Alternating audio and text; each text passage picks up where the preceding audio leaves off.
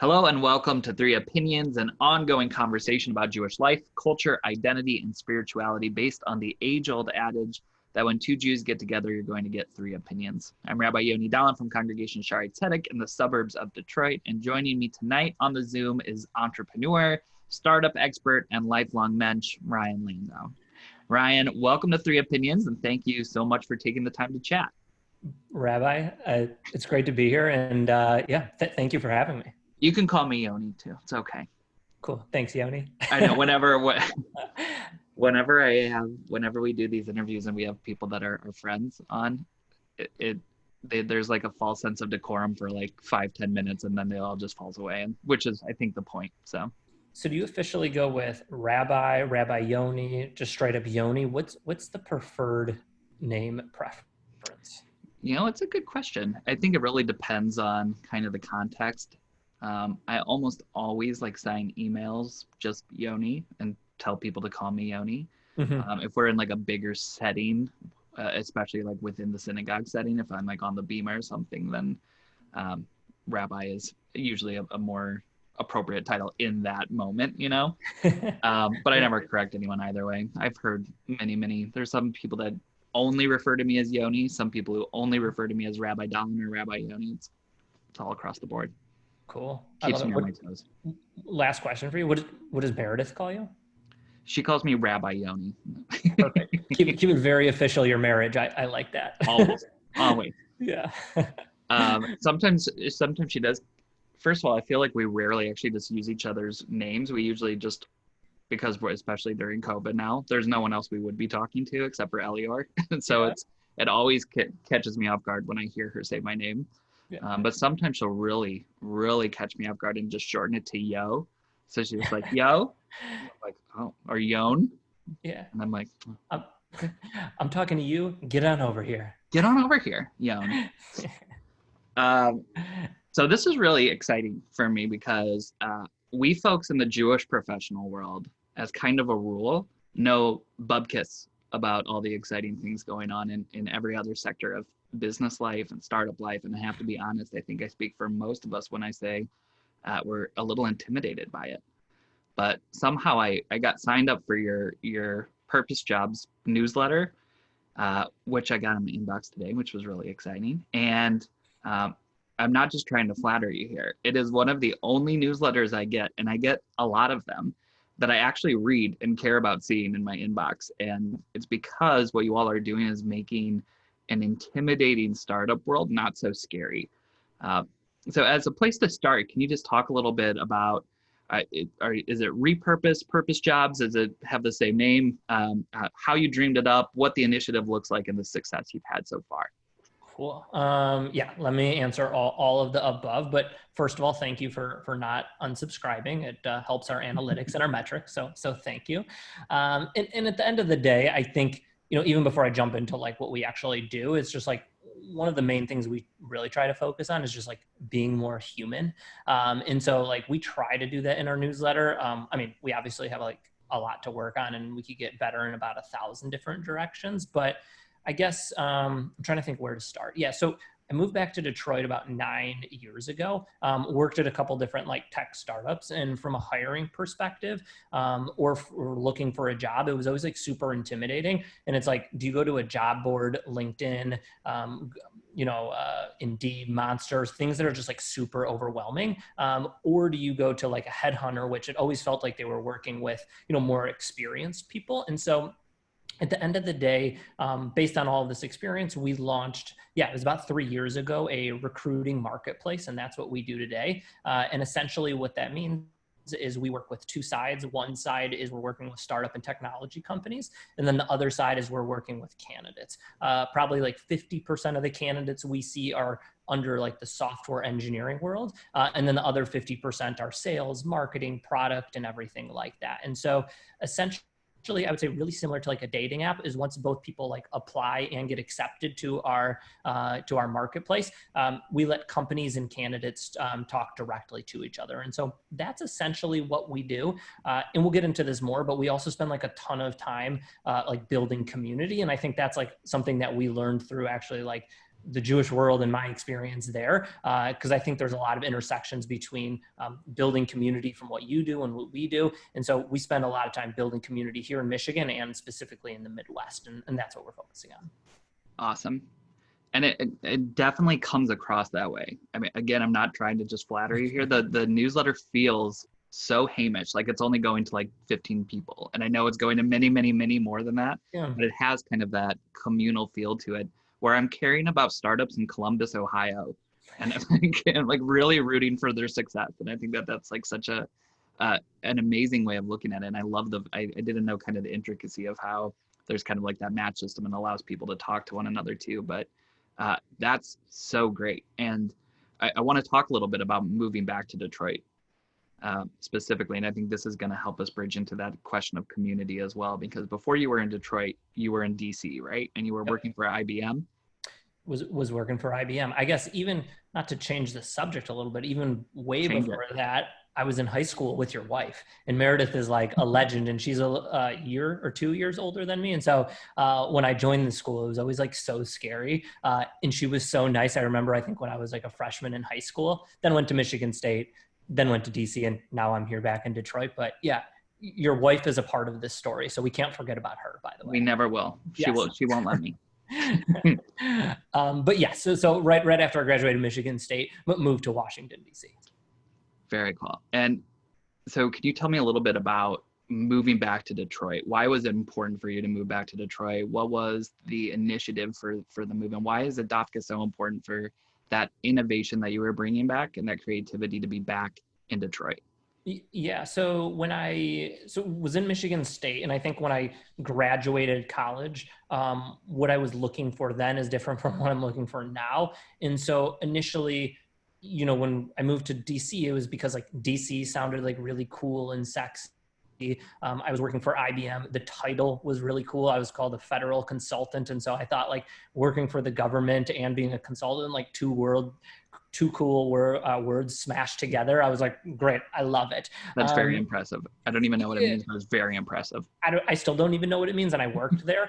And so ended up moving to DC and was there for like a little bit. And for me, when I was working at IBM, it's probably a great company for like a lot of people, but it just wasn't like the right fit for me, just because I think there's 500,000 people that work there. And so through that experience, which was like super valuable, I learned a lot about like what I don't like to do. And then I was learning about, this is almost like 8-9 years ago, all the things that were happening in Detroit.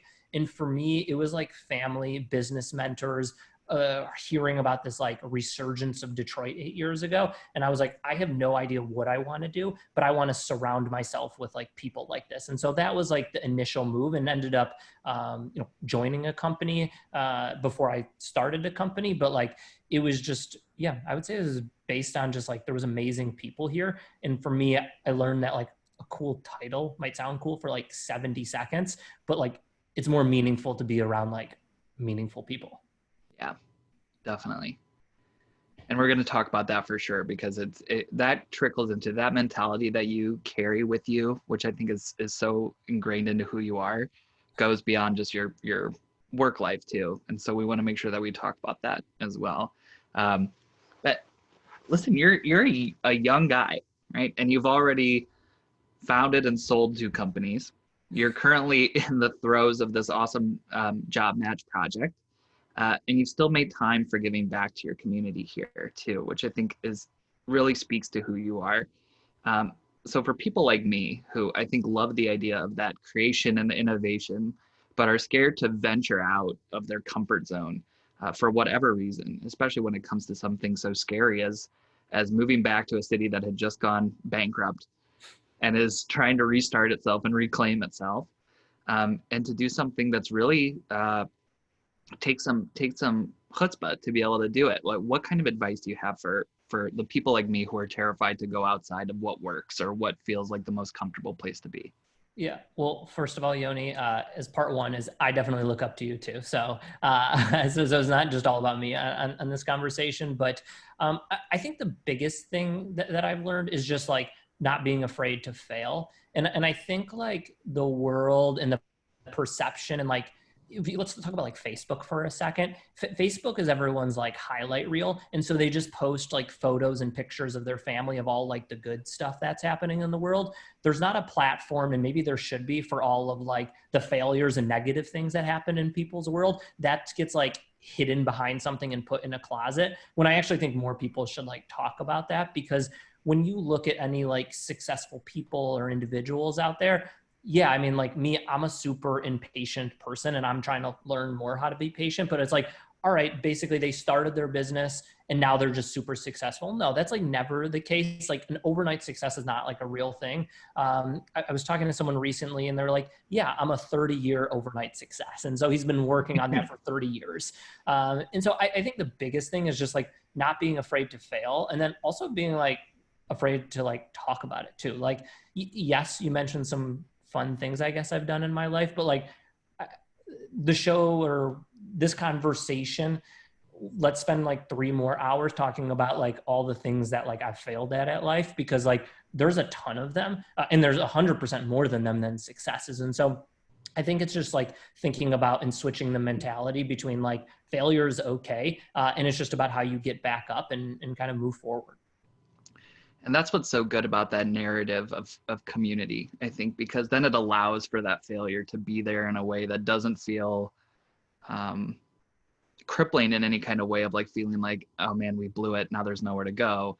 There's this, I agree that one of the things that's so harmful and toxic about social media is that it's all the portrayal of the things that are either the highlights, like you said, like the highlight reels of people's lives, or things that are just completely fake and not true about people's lives, which, well, equally damaging, if not more damaging, right? And then when we measure our success against the things that we perceive to be just the daily in and outs of everyone else's lives, then of course we're not going to live up to them, because they're not the full story and they're not the full picture.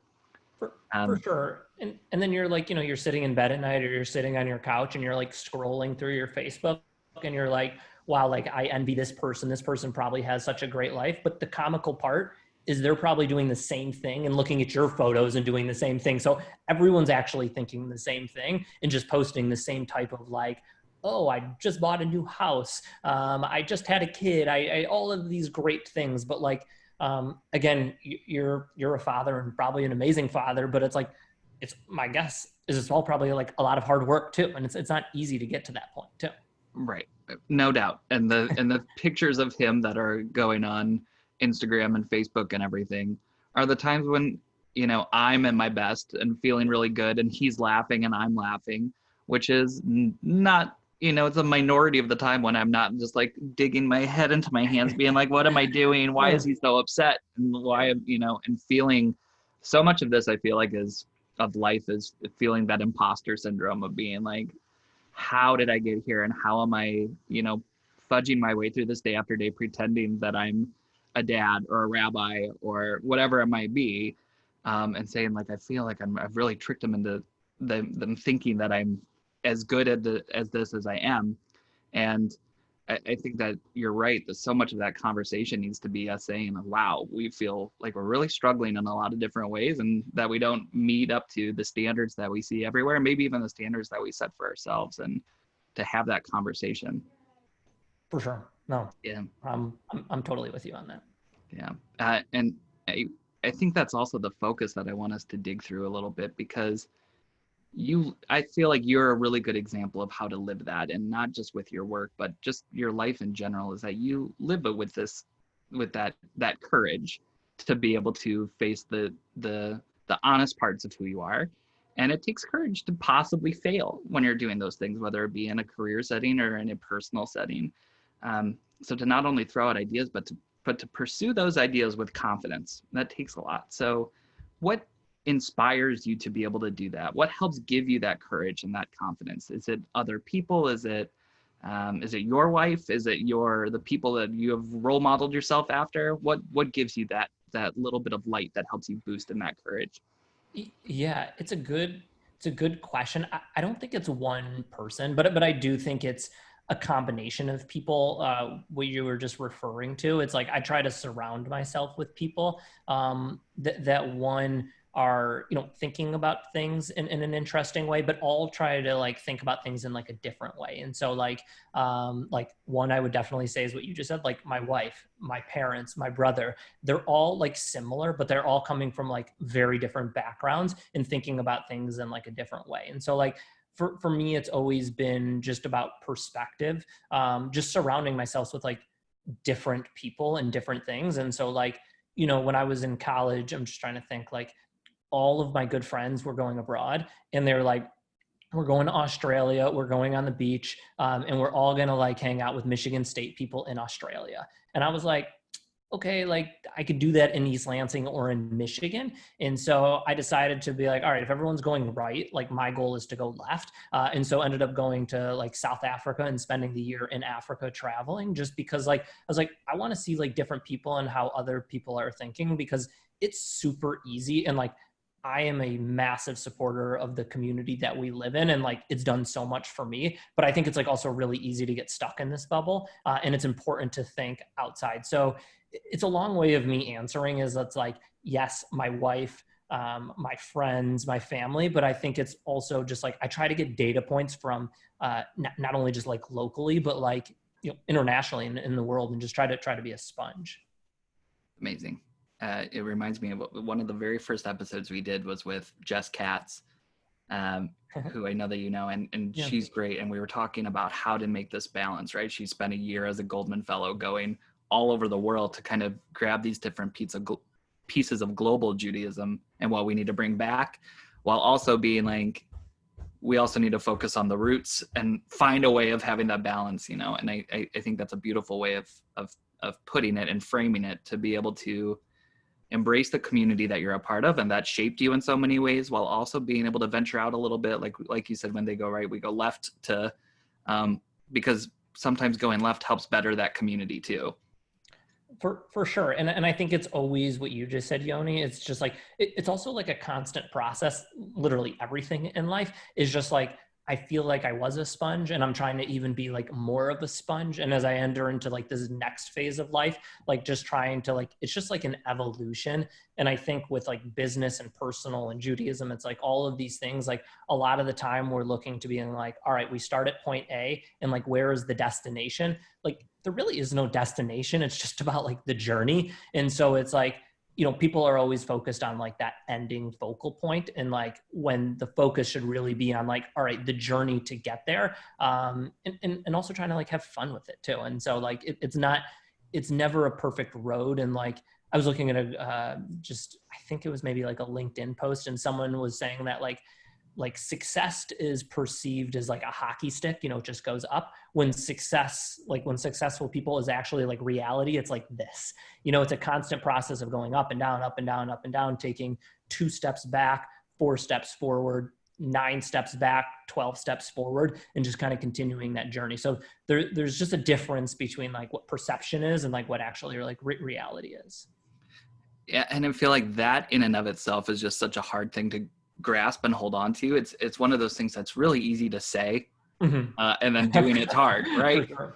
I feel like myself, I do the same thing, where I'm very focused on where I want to be, or where things should be, whether it's something big or whether it's something small. And then, I mean, that's part of my built-in impatience, which I try to work on every day, is to be able to slow down. And like you said, hold on to the journey, and understand that the journey isn't just good, and it's not just part of it, but it's really the car. I mean, it's the essence of what we're doing, right? It's trying to figure out the meaning each and every day of the journey.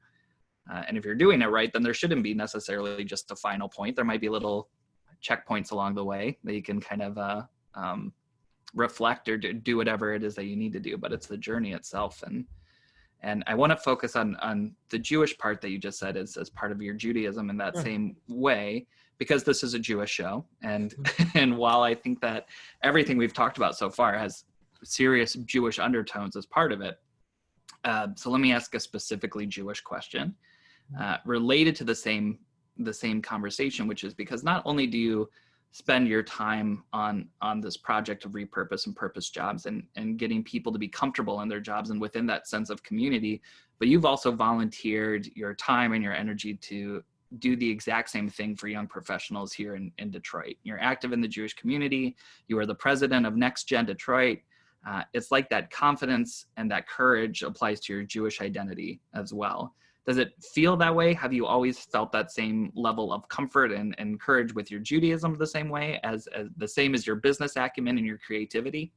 Yeah, I mean, the quick answer is definitely no. And it's a process from a confidence perspective. And I guess, maybe it's interesting as I'm like hearing you read these things, there's like a perception of like confidence. And I do feel like a confident individual, but like, I'm still learning a lot and I'm still like screwing a lot of things up, but like the confidence, I mean, let me think of like a very fast story to share.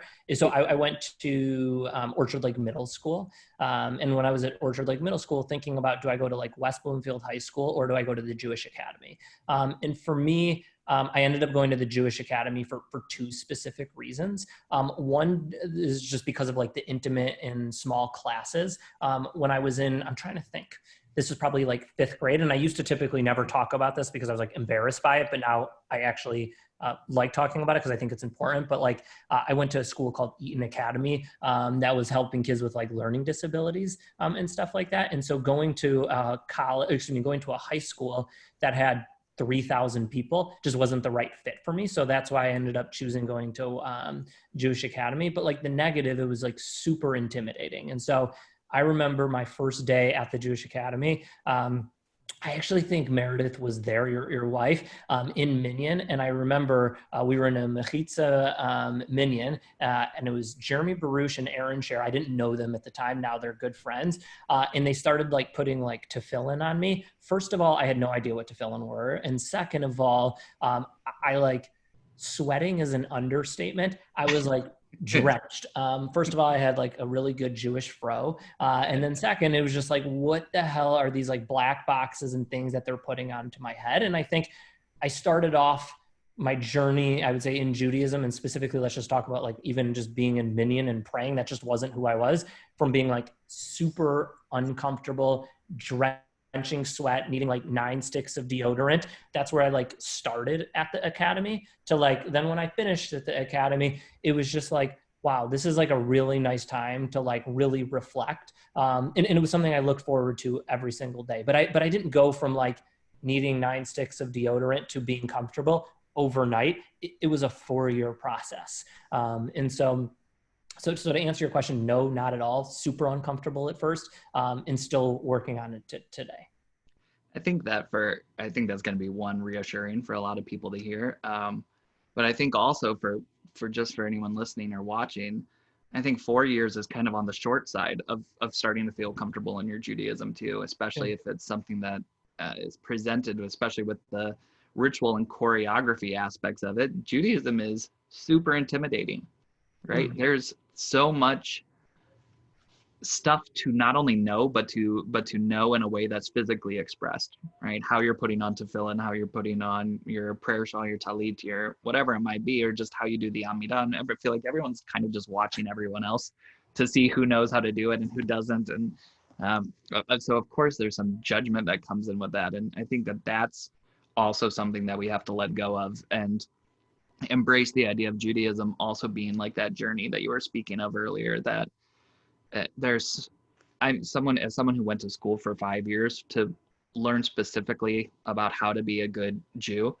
there's still so much that I don't know, right? I always say that if like in my whole life as a Jewish person, I'm going to have like a drop of water in a sea that is Judaism, which is really intimidating to say, but it's also really comforting in some way to say I'm not expected to know everything. And if I'm not expected to know everything, then everyone else shouldn't be expected to know everything either. And we should be a little bit kinder to ourselves and to the process of what it means to go on our Jewish journeys. For sure. And I think it's also just like, it's not like a one size fits all and like, this is the way and everyone should be comfortable with it. Again, I don't know if this is a good or a bad thing to say, but like everyone needs to find like their own path and their own journey within like from a Judaism perspective. And it's like, I think sometimes there's pressure in like, oh, I need to fit within this mold, or there's like these 3 buckets and I need to stay within one of those. I think there's those three buckets, and then there's a lot of gray lines in between those. And the spectrum is like even way bigger than that. And so it's like, there's not a right way. And maybe that's like a total illegal thing to say, but like, you know, everyone's got to find their selves and like figure out what makes sense for them. Totally. Agree with you 100%. I'm going to channel my grandfather here, who would say, you know, once you feel completely comfortable in your Judaism, that's when you know you need to start moving again, right? It's Judaism especially is supposed to be that point of like, you can feel good and sit back and reflect. But the idea of feeling what's right for you also means challenging yourself sometimes, right? And trying things that maybe don't feel necessarily great and seeing if they feel good. And if they don't, then they don't, and you move on to something else. And I think there's a lot to be said for that. We have a lot of rabbis use this, so I'm sorry if you've heard it a million times, but we consider our jobs to comfort the afflicted and to afflict the comfortable, right? That the people who are comfortable deserve to be challenged and pushed a little bit in their Jewish journey. And the place for real comfort and really doubling down on the comforting aspects of Judaism are for the people that are really struggling the most. Well, that makes a lot of sense. What's your grandpa's name? His name was Ron. Ron, cool. Ron. Sounds like a smart man. He was a very smart man. He was a good man. But he also said this to me when I was like 8 years old, so I didn't understand what he was talking about. Yeah, exactly. That's funny. It's a lot of that like passed down inherited Jewish wisdom that like, wow, that was really wise, and I didn't understand a single word of it at the time. Yeah, part of the process. Yeah. So I've got a question for you that's really a selfish question. But I feel like there's, going back to that original thought of how uncomfortable a lot of us in the Jewish professional world are, whether it's in synagogues or in organizations or Hillels, whatever it might be. We see and are so inspired by the kind of work that you do, like the startup life and all these different things that are really cool to see and feel very hip and current.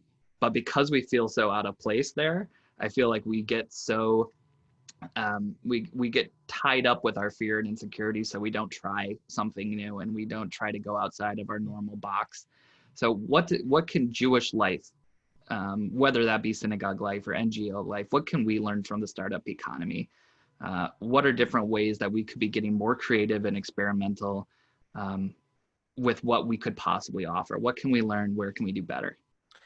Yeah, I think like the biggest thing, and just going back to like an earlier point, is just like trying a lot of things and seeing what works and not being afraid to fail. Like what we talk about at work all the time is like, let's throw out like 100 arrows and like hopefully like one of them sticks. And so I think it just it's more of just like a mentality shift rather than like, hey, you know, do X and then Y will be the result. Like that's just not how it works. And there's never like a silver bullet answer, but I think it's just being comfortable with like trying things. And then the other thing that like we think about a lot is, so whenever we run like any promotions or like our team is sending like a lot of emails, we send emails to, let's say, like businesses all the time and saying, hey, are you hiring?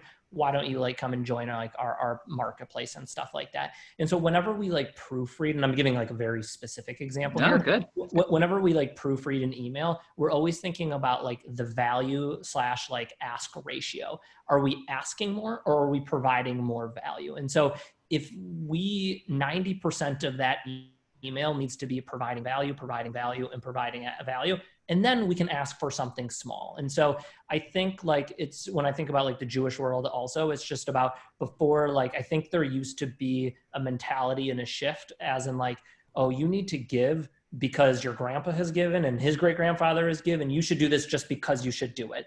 I think there probably is already happening, and there's a shift happening that it's also like, all right, like the Jewish world can think about this more in like the business mindset, is like, how can we provide value? And as a result of providing value in the Jewish world, we will receive those donations and those other things, because at the end of the day, like those are really important and those need to happen.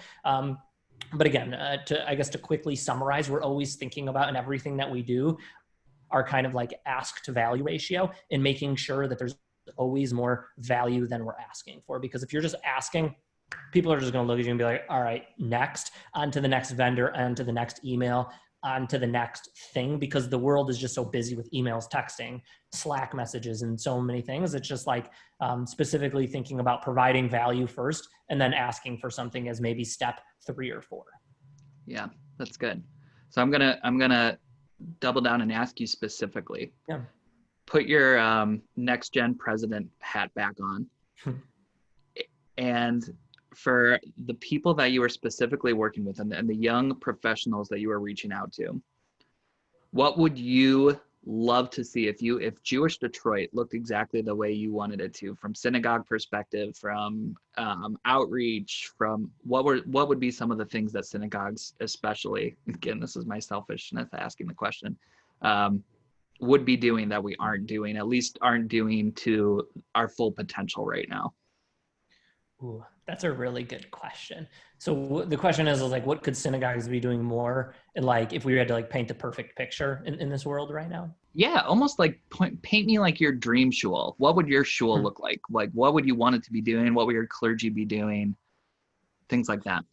It's a really good question. My first answer is I don't know, but my second thing is if I was in your, well, I don't want to say if I was in your position, but if I was, running a synagogue or something like that, and I'm only saying this because this is what we do when we're trying to figure out answers, because again, we don't know anything, is we just ask. And what I mean by that is like, we're constantly like surveying people, and think about it in like a really methodical way, is like, all right, and it's a skill set to how to ask questions, is like putting surveys together, asking people, interviewing questions. All right, I am a synagogue. Here are our 3 value propositions.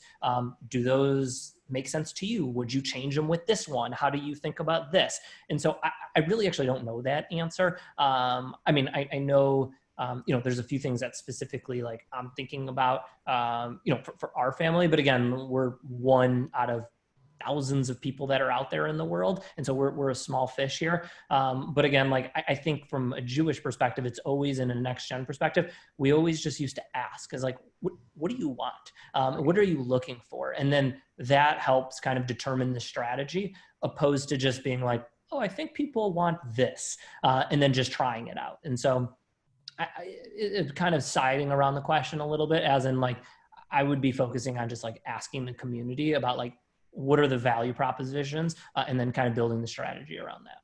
I don't think it's siding around the question. I think you answered it pretty directly, which is, I think it's something that most synagogues are working on and should be working on, which is stop assuming, especially because everyone wants younger people, right? It's the future of the Jewish community. And like you said, I don't think that we can ever just rely on, I think we shouldn't do it for any generation, but especially for younger generations, that we shouldn't rely on the kind of the Jewish guilt to be like, by the way, your parents gave and their grandparents gave, your grandparents gave and whatever, and that should be your impetus for belonging or giving back. It should be, no, this is a meaningful part of my life, and I want to help contribute to keep that part of my life afloat. But that's exactly what you're saying, is that involves engagement. That involves not just saying, here's a program, you better come to it, and then it means what is the program that you would like to see? What is the prayer service that you'd like to see? And actually getting that personal question asked to you.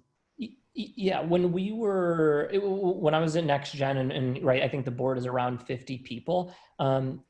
People thought it was like an uncomfortable question, but like I always ask the question is like, what do you want to get out of this? Like, what are your goals? Like, be selfish for a second. Like, what do you want to get out of your Next Gen experience? Because I think the question is typically asked sometimes in like the nonprofit world is like, what are you going to give?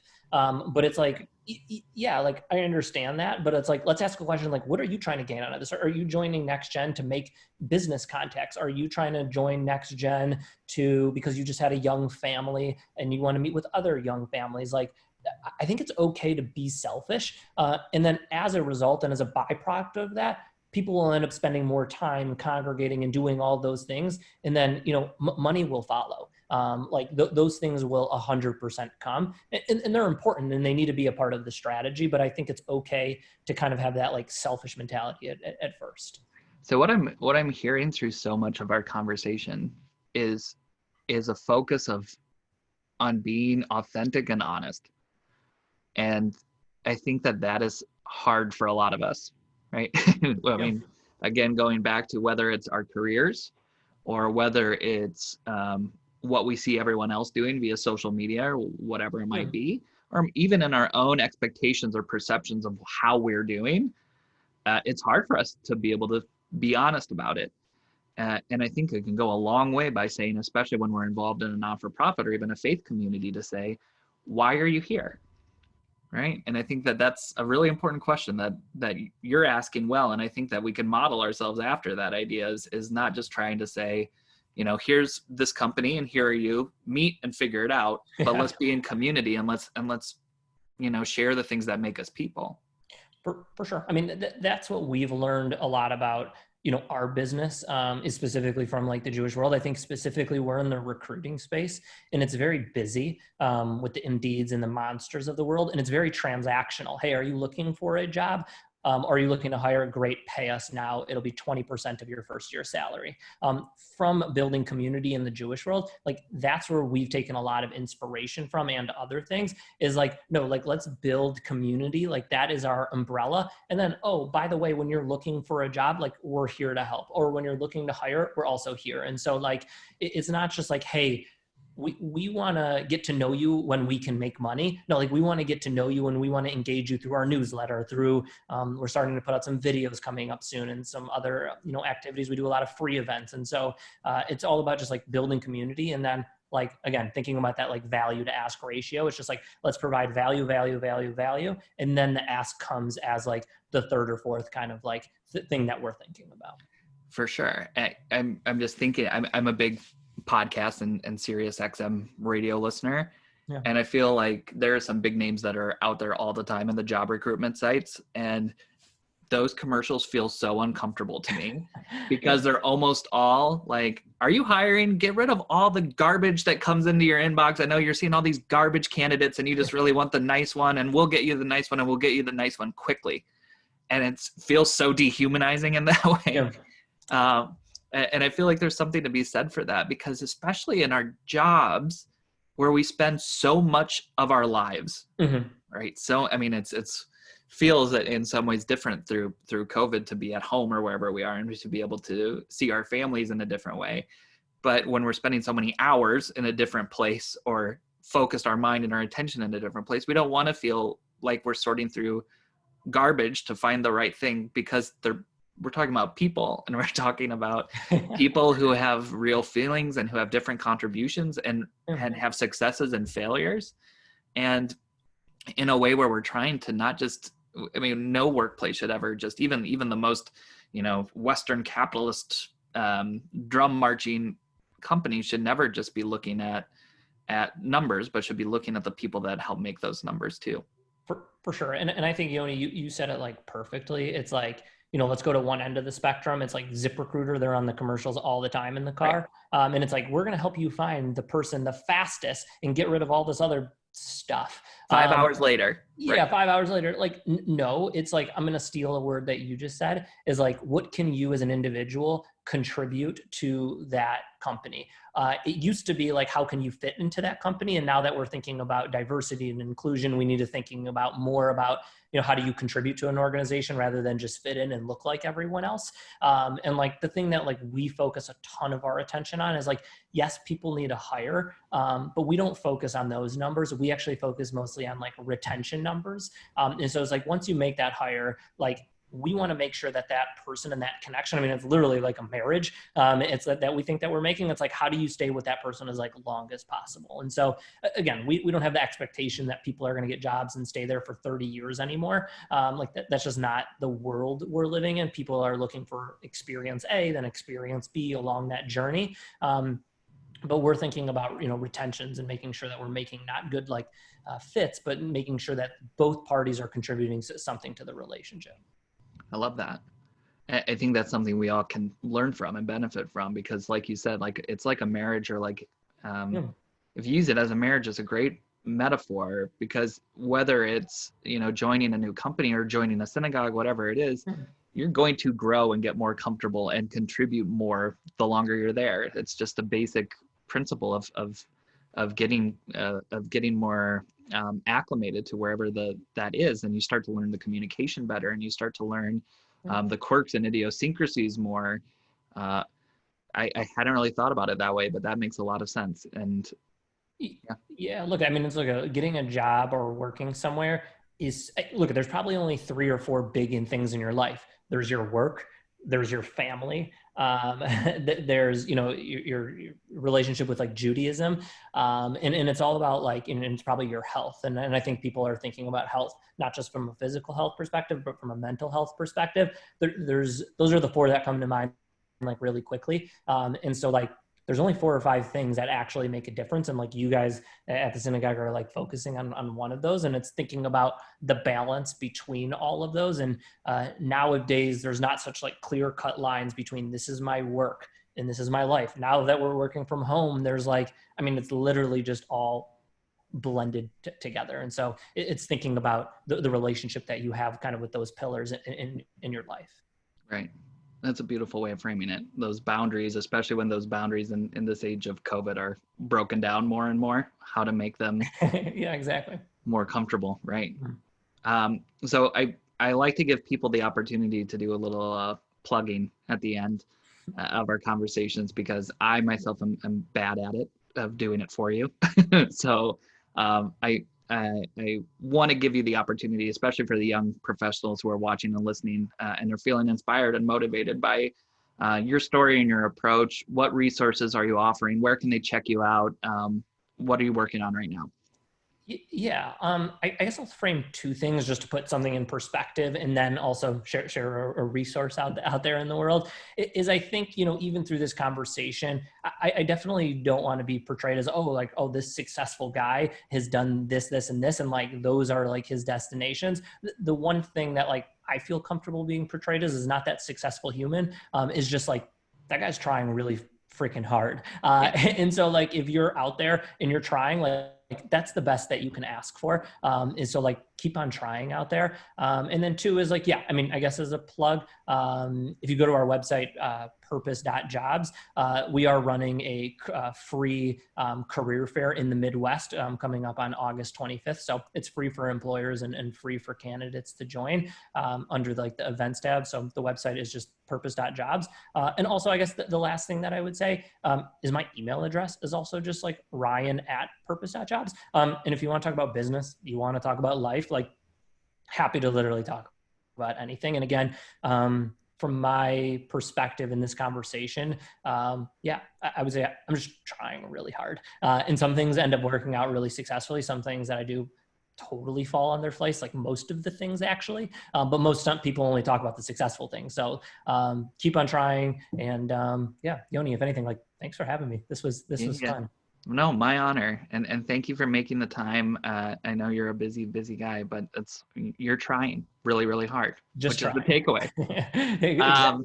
But no, thank you. I really mean everything that I said. I think that you are such a great example of carrying yourself in your work and in your life with a courage and a confidence that is rare, because it's not, ego-driven confidence and courage. It comes from kindness, and it comes from goodness, and it comes from a really good example of just trying to make this world better and to do better and to help people with one another. And that's invaluable. So I just know, my friend, that it's really always a blessing talking to you, but definitely a blessing to talk to you and to be able to share your words with other folks, because there's a lot to learn from all the amazing work you're doing. Cool. Well, I appreciate you having me on, and thanks for saying those things. And you have a beautiful family. So much love to the family. Thank you. We'll talk soon. And I'll put some of the information too in the chat, just so people can find quick ways of reaching you as well. Cool. Sweet. All right. Thank you, my friend. Thanks, Yoni. Bye.